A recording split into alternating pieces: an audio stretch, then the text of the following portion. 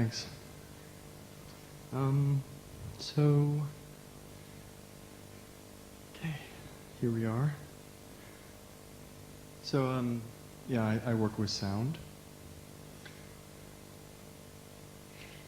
And so today, I thought what I would do is talk a little bit about sound installation. And essentially,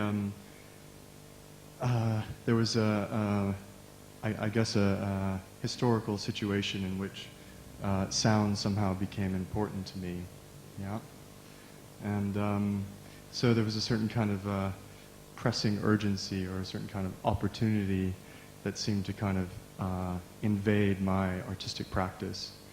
And that could be thought of as a kind of voice that was sort of over here.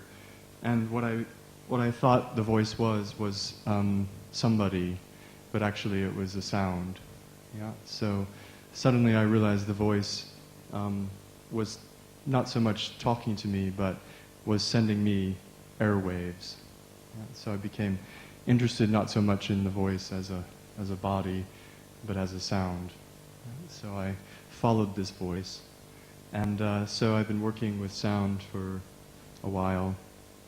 And part of this sort of practice with sound, obviously, sort of, there's a moment at which you enter architecture. So sound installation maybe can be thought of as a kind of medium, a format, a context, a practice in which sound and architecture somehow come together. So today I was just going to talk a little bit about sound installation and then show some projects. Yeah, so I hope this will be sort of entertaining and informative at the same time. But if I drone on and you start to sort of daydream a bit, just kind of, yeah, raise your hand or something. My mother always told me that I had quite a sort of dreamy voice. So I'll try to inflect a little agitated punctuation now and again to keep you awake. So I'll kind of ramble on a little bit about sound installation. It's going to veer into a kind of theoretical terrain, but we shouldn't be too afraid of that. So initially I just want to pursue a train of thought to do with sound and space.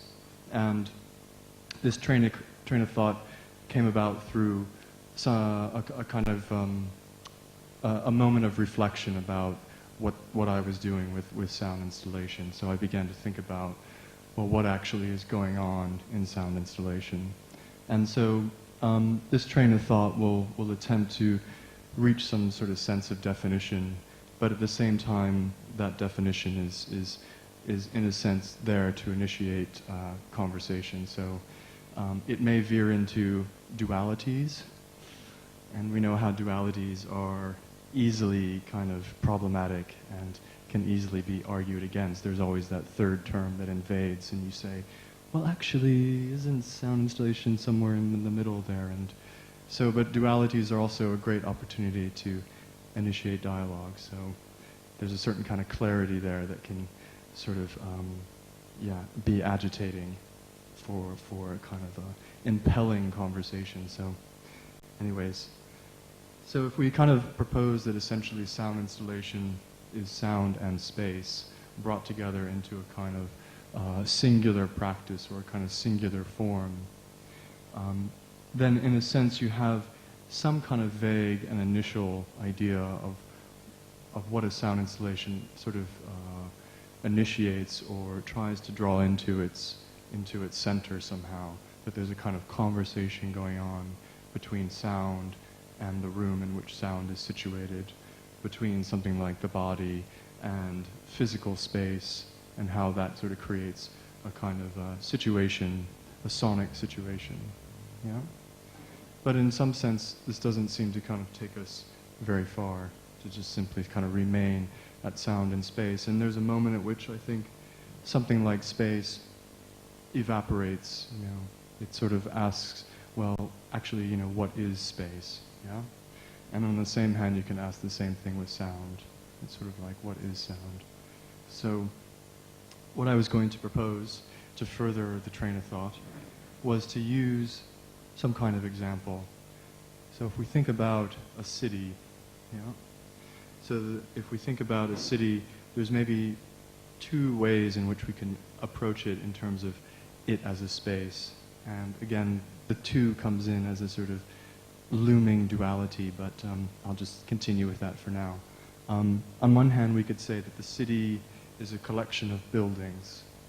Yeah? So in a sense, you put up a building, and then you put up another building, and you have a kind of spatial relationship.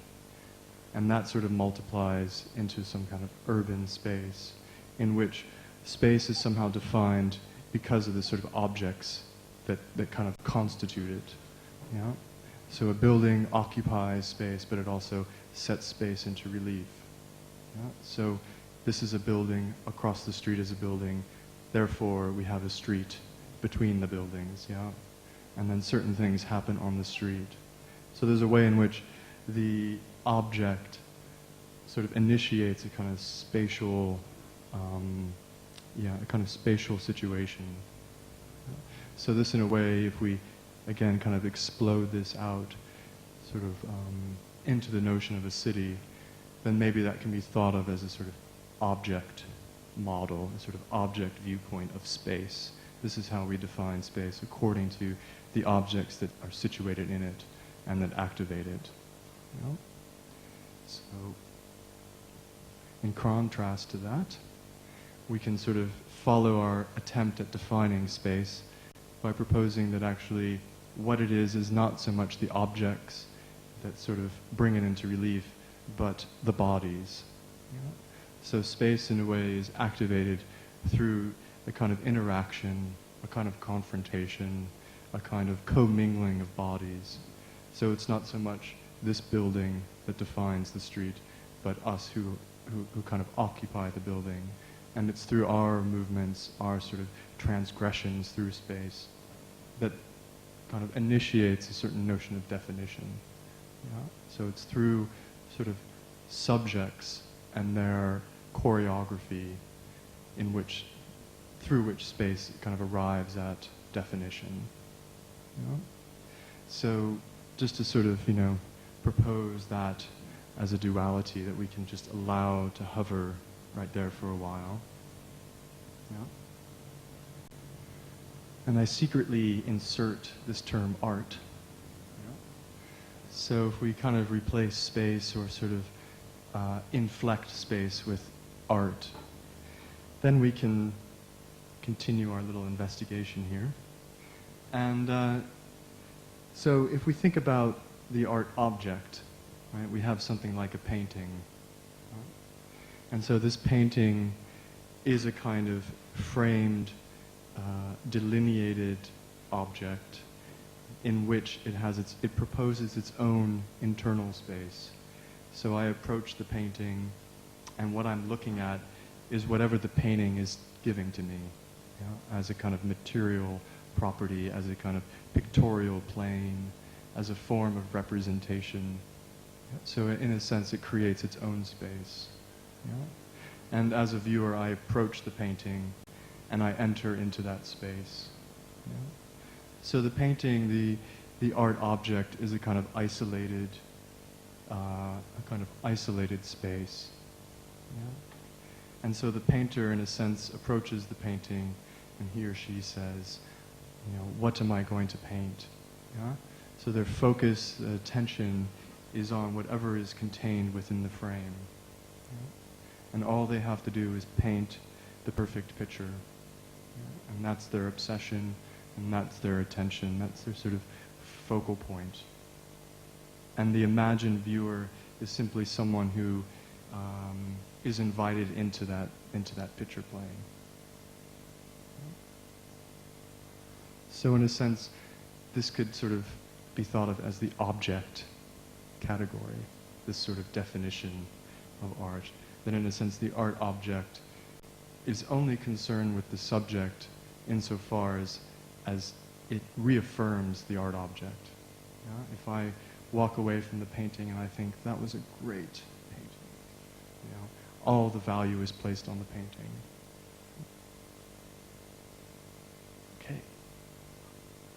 So I would propose that at a certain point in history, which obviously is up for debate, but we could sort of talk about somewhere 1950s to the present, the notion of the art object becomes problematized. And it becomes problematized because there's a certain recognition of the art object that the way in which the art object is looked towards for meaning needs to be sort of reconsidered. And it's reconsidered simply in the fact of its position within space. So rather than the painter approaching the painting as a kind of enclosed, isolated picture plane, rather the issue about the sort of position of that painting within any given space becomes of kind of pressing urgency. So in a sense, the painter then begins to sort of think about, how does my painting relate to the room in which it's situated? Yeah? And how does a viewer's position in that room change my painting? So suddenly there's a kind of expanded conversation in which the art object is not so much the carrier of meaning, but a kind of catalyst for an experience.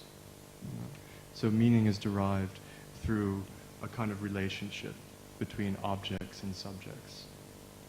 There's a kind of expanded field of interest suddenly. And we can easily see how this simply feeds into a notion of installation practice, a notion of performance, somewhere in the 50s and 60s, where suddenly the kind of isolated art object is rethought and exploded to the point where space itself becomes the art object. So maybe this is somewhere along the lines of our subject end of things, where it's a question of not so much the object of art, but the subject that kind of materializes through its kind of conversation with the world.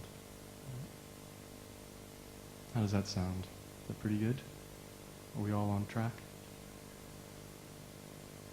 So if we kind of leave that over there for a while, we traverse over to sound, we can put forth a similar scenario. So to sort of somehow define sound or lend definition to it, we could sort of think about it in two ways. So there's a tendency to look towards sound as a kind of stable source. Yeah? So if you think of my voice, it commands attention. Yeah? So I speak and you look towards me. Yeah? So immediately my voice as a kind of sound event initiates a kind of conversation. But that conversation, in a sense, has a sort of singular perspective. You look towards me because I am the source of the voice. I am the sound source. So in a sense, I would propose I'm not really a subject, actually. I'm the object. I'm the sound object. So in a sense, we could easily propose that the voice isn't so much a multiplicity of meanings, but rather it's sort of, in this kind of object framework, is simply a kind of single body. Now if we just kind of extend out a little bit and recognize that actually the voice, in one sense, derives from me, but at the same time it's inflected, influenced, affected, determined, contaminated by the room in which I'm standing, the resonance of my chest cavity, the vocal cords and how they're situated and maybe how they're feeling right now. And that in effect there's a kind of larger situation going on in which the voice is situated. So we can even go a little farther and talk about the notion that the voice, in a sense, is a kind of trace or result of a certain social pressure. So I stand here and I speak not so much because I have something to say, but because I've been asked to say something. You know? I've been put in the position of the speaker. Yeah, so there's a certain social pressure that the voice gets squeezed out of. You know? I'm pressurized into speech. So in a way, what you hear then is that pressure. Yeah? So in a way, you can explode the sound object, my voice, and recognize that it's a subject that's determined by a larger context. Yeah? And that context is multiple. Yeah? Okay. So if we secretly insert music into that framework, we can begin to sort of recognize a relationship to sound that would go something like, if we think of the drummer, yeah, kind of like the painter, we can understand how there's a way in which the drummer focuses attention on the musical instrument. Yeah? And in terms of a kind of creative act, all the drummer needs to do is make the drum sound. Yeah? So attention is focused on the object. Right? As a musician, as a drummer, I concentrate on my drum. Yeah? And so there's a way in which there's a kind of enclosed conversation or enclosed affair going on between the drummer and the drum. Now we can add a little nuance to that and begin to recognize that there's always that sort of acoustical moment in which the musical instrument is invaded or contaminated or inflected by the room in which it sounds. This is a kind of simple, obvious acoustical moment in which the drum sounds differently in different rooms. And so there's a kind of negotiation there. Suddenly the drummer can no longer simply focus on the drum, but needs to focus on the room in which the drum is situated. And possibly we could make a parallel in our art historical proposal in terms of a musical history, that in the 50s there was a certain urgency to consider space as a kind of musical matter. So no longer was the sound object, the musical composition, a self-contained entity, but rather it was implicated within a larger spatial, social, electronic environment. So and there's a moment in which, rather than ignore that situation, rather than ignore the room, that the room itself becomes the instrument. So again, it kind of explodes the musical object into a kind of spatial object. Okay. Just to scribble a bit further and to erase the dualities proposed, we can see how obviously that all these things are about a kind of activated conversation between subject and objects. You know, that there's a kind of intensity in which they don't necessarily remain stable entities. We don't, my voice as an object, insofar as being implicated or affected by a larger situation, then could be said to cause a certain trauma. You know? Am I a subject or am I an object? So there's a kind of oscillation in which I move through different states of intensity. I move through different social situations, I remain stable, and then I grow a little fuzzy.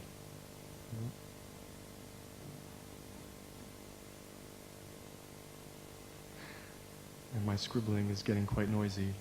And obviously the sound installation in proposing a kind of sound and spatial situation, in a sense, loses track of what is the sound, what is the space.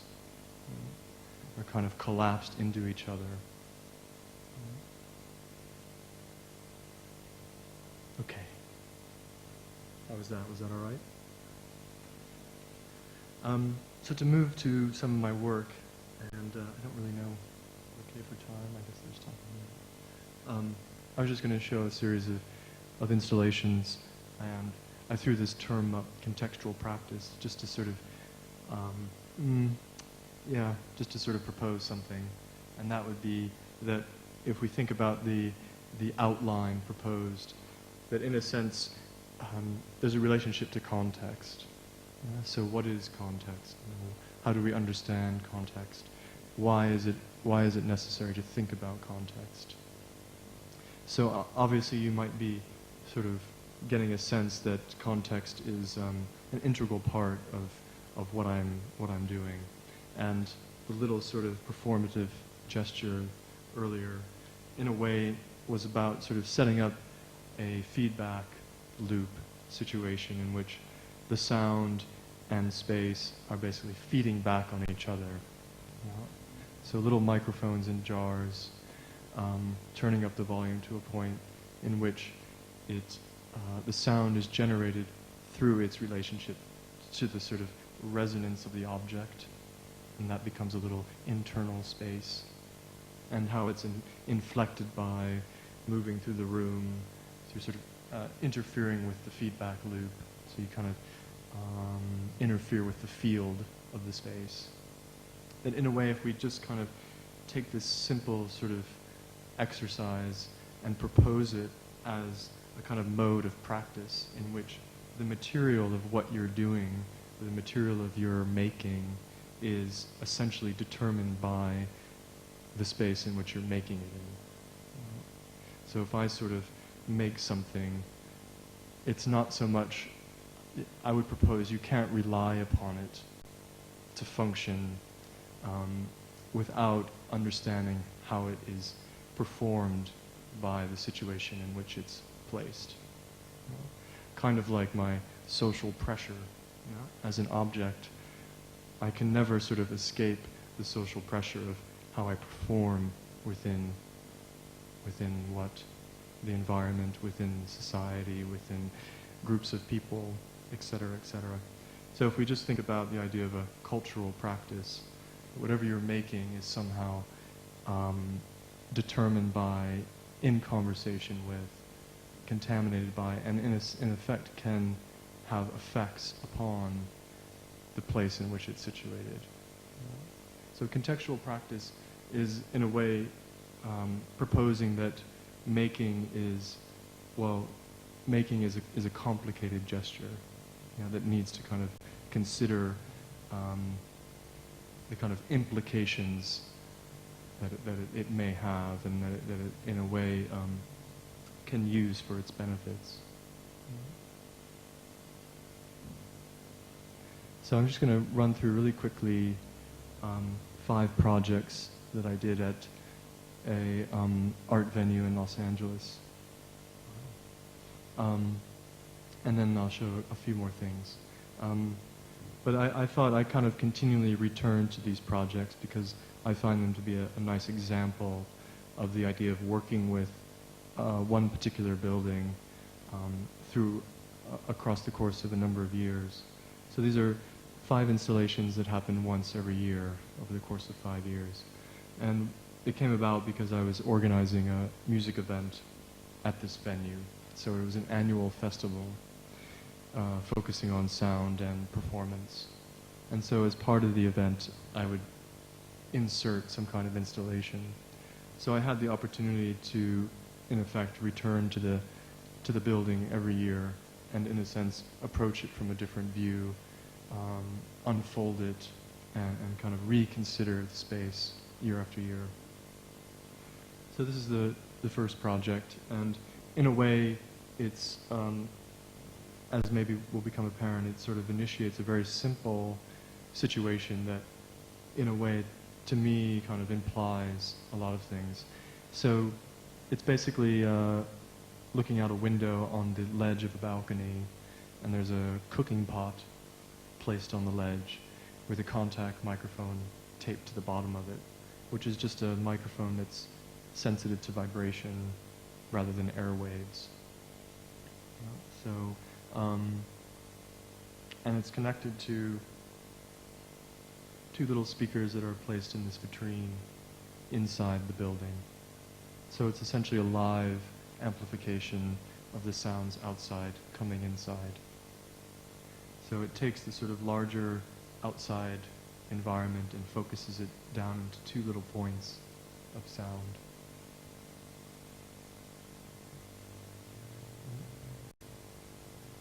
So for me, there was a moment in which I guess I was led to attempt to do something quite live and quite active and involved in the specifics of the situation. So I think through this there was a kind of unfolding of a series of questions and proposals that what could constitute the art object? What could constitute the installation? What was the material? How could I work with the found environment? How could I set up something that had a relationship to questions of place and location and architecture? So the following year, so initially I was at the top of the stairs at that window, and now we're down in the lobby of the building. So for this piece, again, kind of approaching the building and the environment as the sort of source of material, as the sort of material for the work, I decided to focus on a kind of activity going on in the environment. And to do that, essentially along the staircase, there's 3 speakers up either side. There's an amplifier in the corner. And then there's microphones running out the door. Yep. And they continue across the street. These are long cables, and they're just contact mics like I was using here. And essentially what happens if you turn up the mics really loud, the cables become sensitive. So the cables act as microphones. So the idea was that I'd be amplifying the sounds of traffic as they ran over the cables. And these would come inside and be amplified left to right. There was 2 mics, and so when the car passed, it kind of traveled from your left ear to your right ear. So what was really nice is you could sit on the staircase, look out the door, see the traffic going by, and have it sort of translated into a sonic event that was quite sort of different than what you were seeing and what you were sort of hearing acoustically.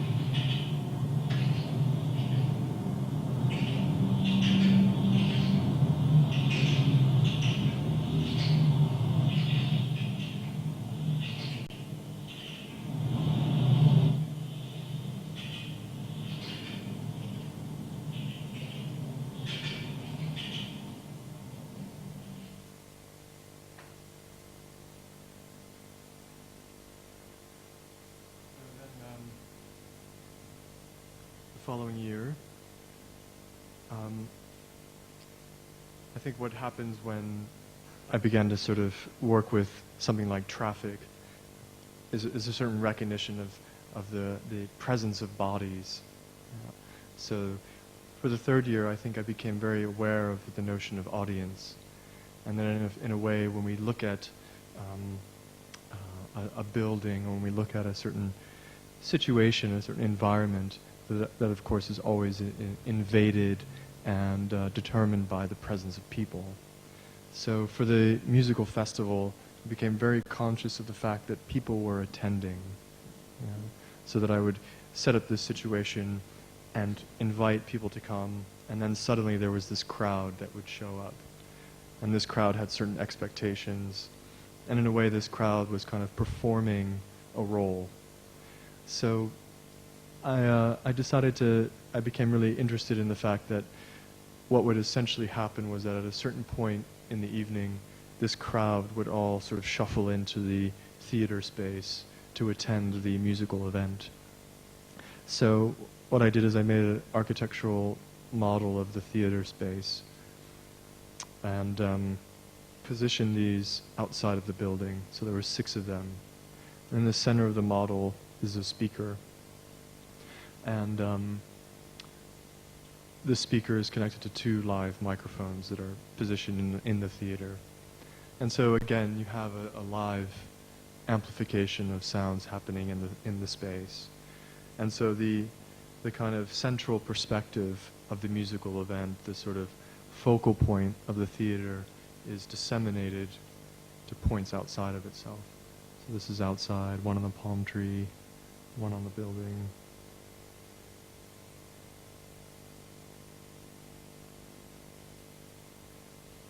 So I really like this idea of sort of replacing one focal point with a multiplicity of points. So there's a kind of displacement and a kind of reassertion of what is the sort of object of attention.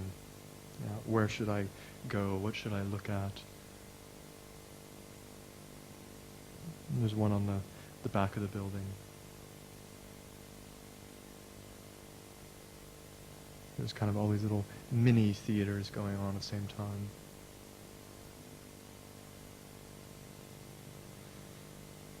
And so there's a certain movement from something like the window to the street to the building and to a certain kind of involvement in the kind of character of the building as a sort of performing thing.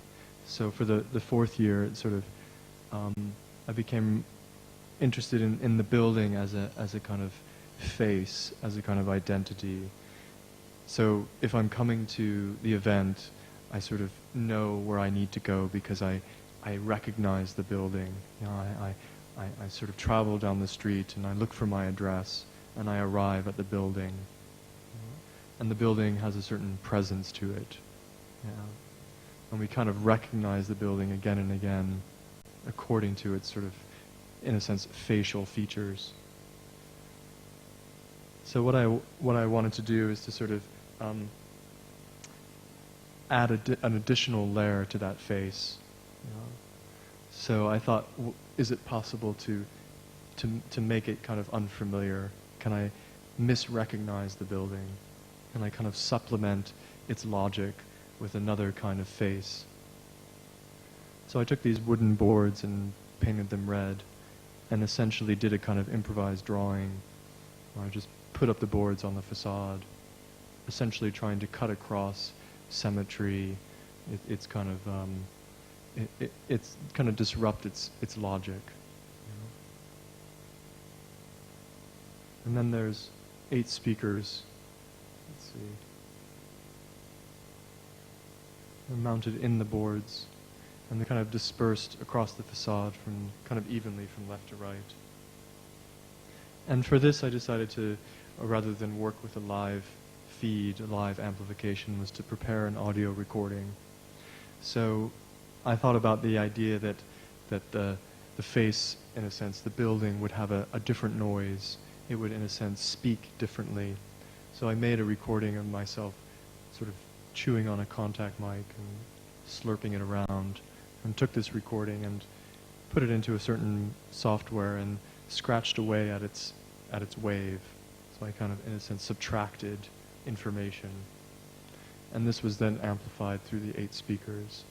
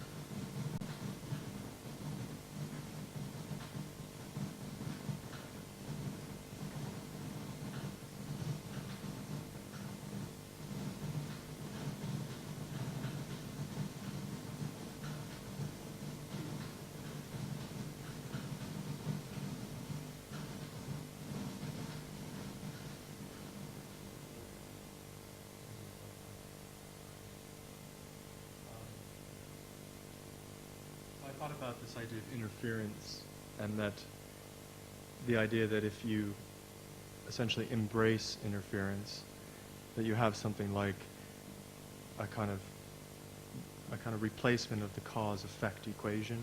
So if I interfere, if I cut into the cause and effect equation, right? So the idea that the clarity of a message is interfered with, it never arrives at its receiver, at the idea of its sort of imagined conclusion. Yeah.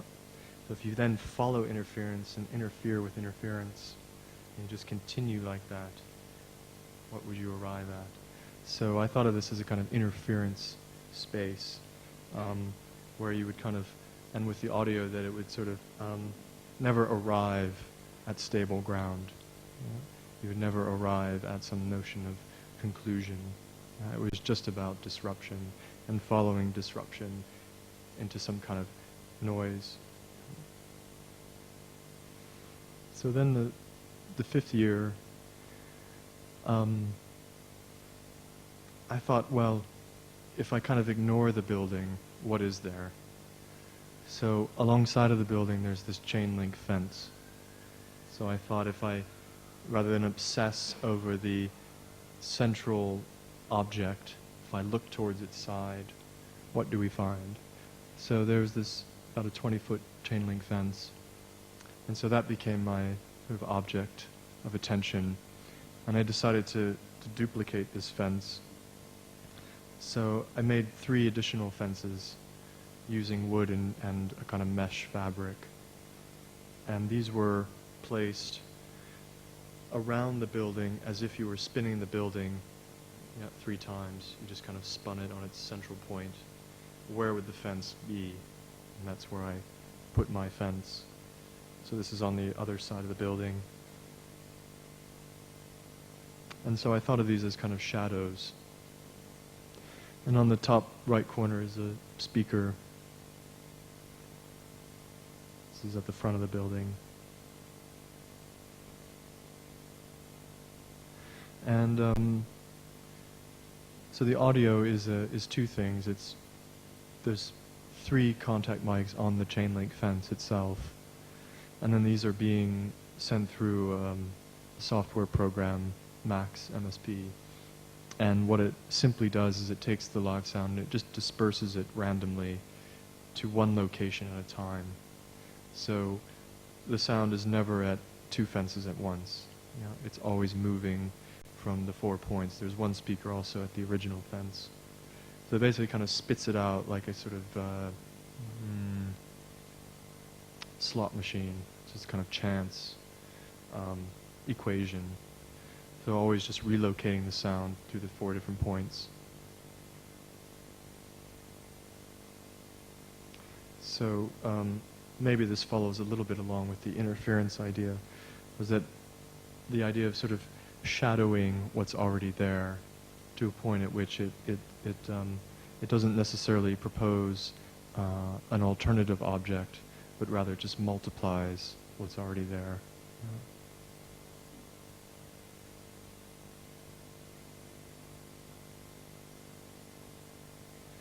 Okay, I'll just quickly talk about one thing. So those are those 5 pieces. And so what I think there's a certain moment at which I arrive at this idea of social music. So, and I think what happens with the installations is a kind of consideration of how sound may play a role in something like thinking about the design of space, something like social interaction, something like the voice and its implication within the role of meaning and so forth. And what I wanted to do was to replace the musical object, was to kind of replace my role as composer or as artist and insert instead a kind of social environment. So in a way, things are authored by things outside myself. So social music was a project that I curated for Austrian radio. So I curated 5 radio programs to take place over a course of 1 year. So there was 5 artists, each doing 1-hour broadcasts. And the idea of social music was about this, again, sort of looking towards things like the found environment, things like one artist looked at the sort of economy of music, somebody obsessed over architecture, I worked with the voice. And so in a way the materiality, the sort of whatever is the cause of the work is in a way replaced by replacing the singular kind of original author with a kind of multiplicity of voices. So I'll just play the one.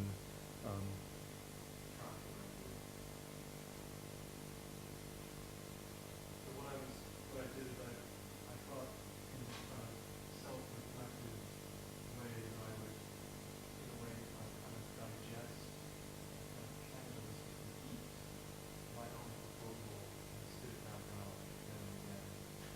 So the very sort of brief that I wrote was about the theoretical parameters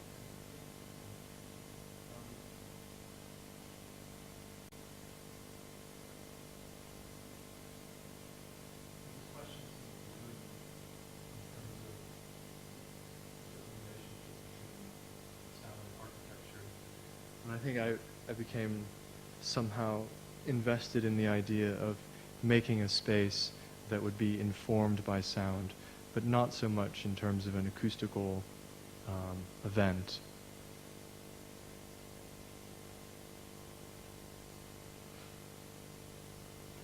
And so I thought, so I think I've been approaching it on a number of levels. One, in a way, sort of metaphorically. You know, is there a way in which you can kind of use metaphor to create, to sort of design a space by positioning sound at the kind of center of things? You know, is there a way that a kind of social interaction as a kind of architectural happening can then kind of determine kind of spatial design? So the kind of sociality of sound, can that somehow determine kind of what gets built? So anyways, I guess I was and continue to be sort of invested in something like that. For this exhibition, this was in Denmark in the springtime. It was quite it was a show that actually proposed sound situated outside of the museum. So I was invited to make a proposal, and this is the museum here. And so I immediately became interested in this front courtyard that exists kind of between the museum is in front of you, and then there's other offices and buildings around. So my idea was to kind of make something here. And what I did is I built a series of walls, and these walls, in a sense, formed this kind of formation in the center of the courtyard. And the whole sort of determining factor of the walls and the sort of structure was based on a John Cage performance from 1952. This is a description Cage describing the piece.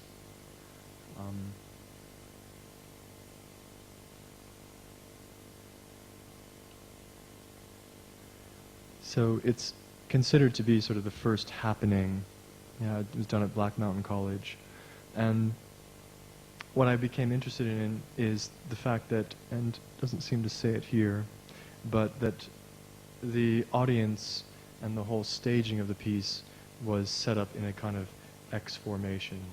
So what happened was is that there was 4 triangular quadrants of seats, all facing inward, with aisles between them. So the aisles were like this, and you had audience, audience, audience, audience, all facing inward. And so all the experience, all the performance and everything happened inside the aisles and outside the sort of quadrants around the audience. So in a way, there's a multiplicity of viewpoints. You know, if I'm sitting in this quadrant, I obviously have a certain view that these people don't.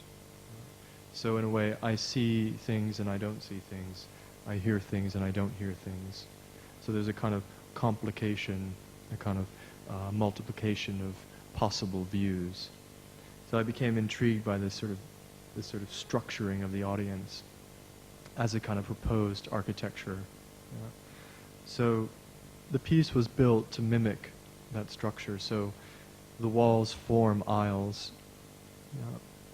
So in a way, it articulates the aisle as the kind of space. And let's see, I think there's a better, okay, there's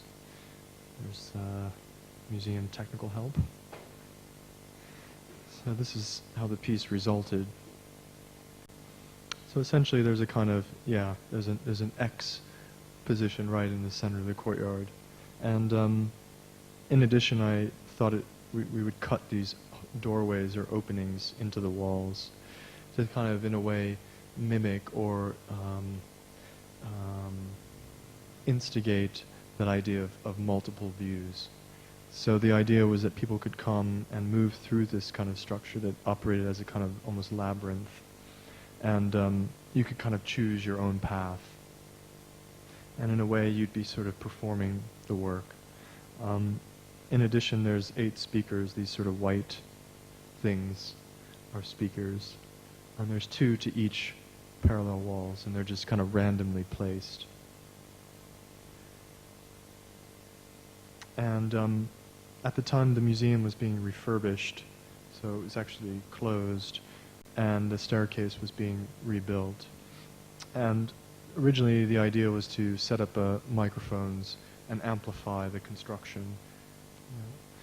And I was a little dissatisfied with that, so I simply made a series of recordings of the construction. So I went in and recorded, actually focusing on the quintessential construction sound, which is a hammer hitting. So I took a series of recordings of this hammer sound, and I made a kind of random composition that was amplified on CD through the 8 speakers, and there was kind of 2 systems going on at once. And the idea was that so the stereo field was highly active, so sound would appear kind of like the fence piece and disappear and go over here.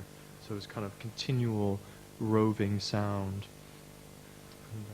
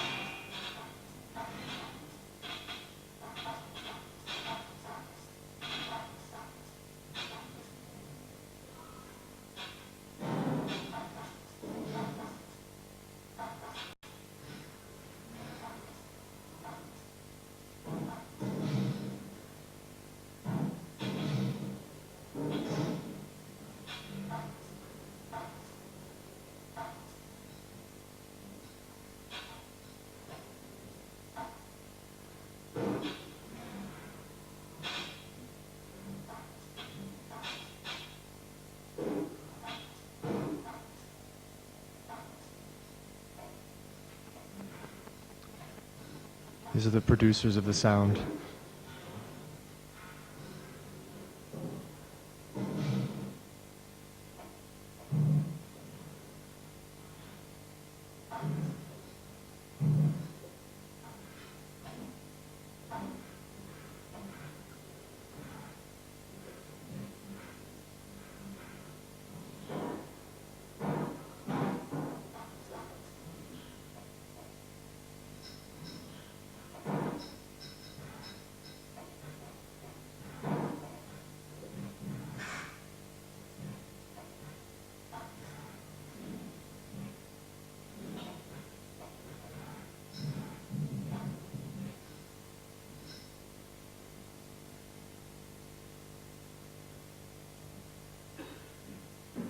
We can end there.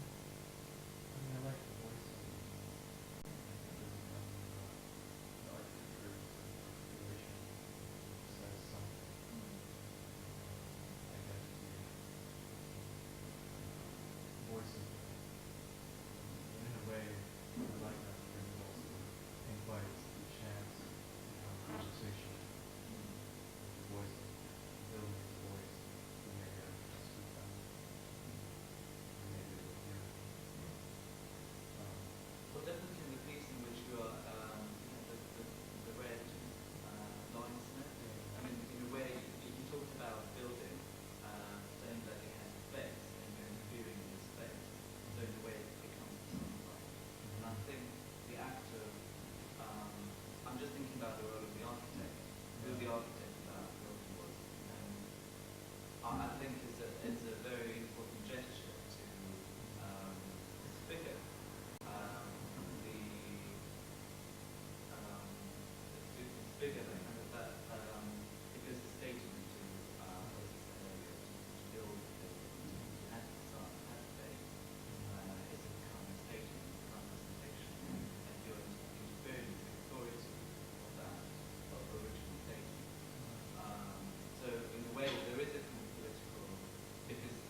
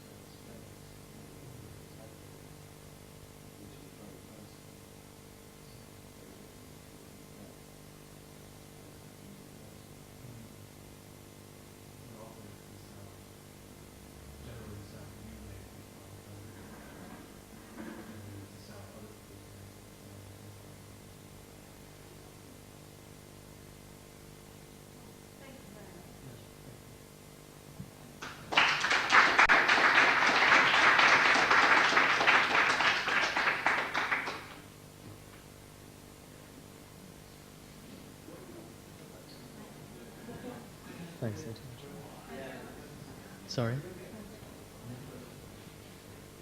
Very, very rude.